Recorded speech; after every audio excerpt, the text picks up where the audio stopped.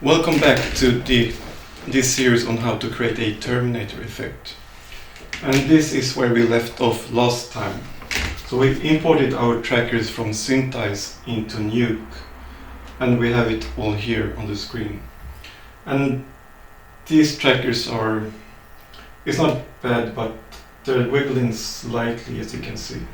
But I think it's good enough for us now. So let's continue and make a 3D solve out of these trackers. So these trackers are 2D trackers, two-dimensional. They are all in one plane.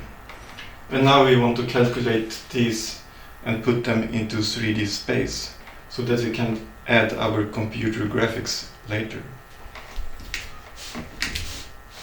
So the first thing, let me start the screen recording.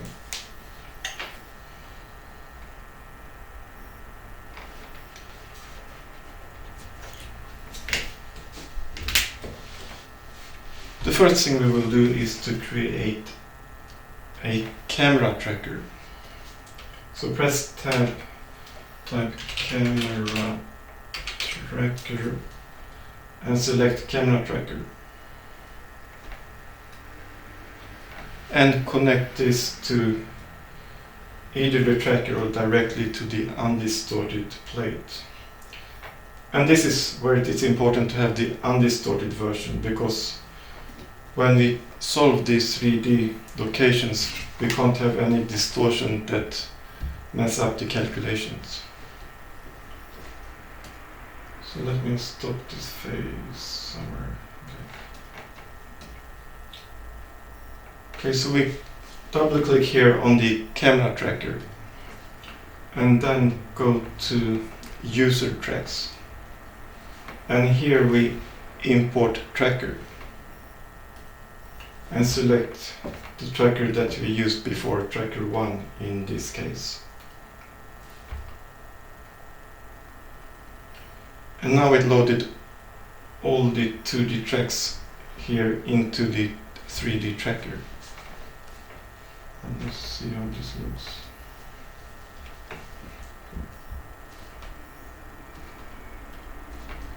So the next step is to solve this into 3D. So let's go back to the camera tracker tab.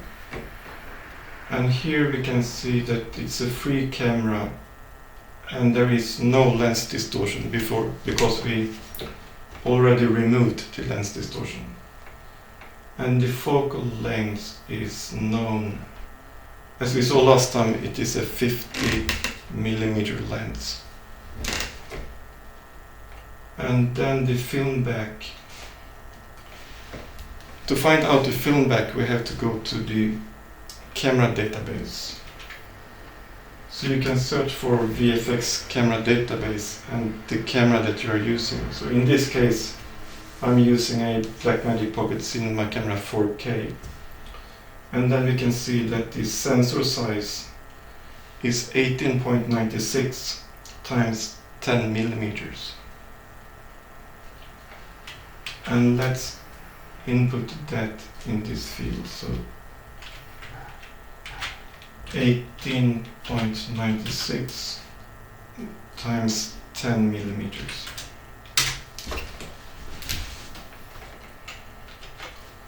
And then we can solve. Press the solve button. Now we have it solved with an error of 4.79. And I would say that is a little bit bad precision. So this is a 4K plate, and some people would say that 4 is about the limit for a 4K plate. But I think we should get really below 1 to go to a really good solve. So if you want to, we can go back and tweak the tracker position so that they're really centered perfectly all the time. Or we could remove some tracker that we think is not good enough. But for now, let's continue with this. And there we have this solve. So now let's export the data that we got here. So we start with camera create with a linked output. And now we have a camera. And next we go to the point cloud and create. And there we have the point cloud. And now we can look at this in 3D space.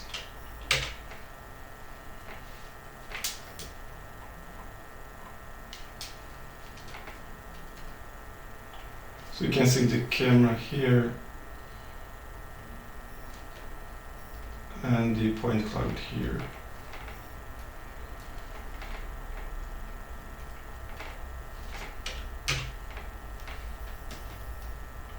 And let's verify that this solution is good enough. So we want to render this 3D on top of the 2D image and see if they follow the dots that we painted. So let's create here a scanline renderer.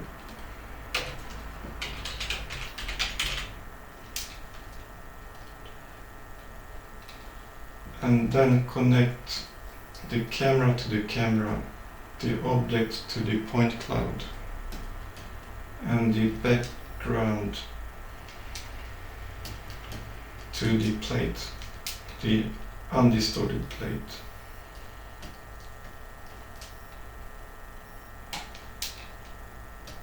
And now let's look at the result. So here we can see the 3D points on top of the 2D plate. And let's run this. You can see some markers are floating, like this one here, and some are really sticking very well. This chin here, I'm also moving the chin, so this solve is assuming that everything is static, and I'm moving the chin a little bit, so it's not strange that that marker is moving. Okay. So it's not perfect, but I think that's good enough to go and use in our next lesson. So let's wrap up here and see you in the next episode of how to make a Terminator effect. And don't forget to like and subscribe. Okay, see you.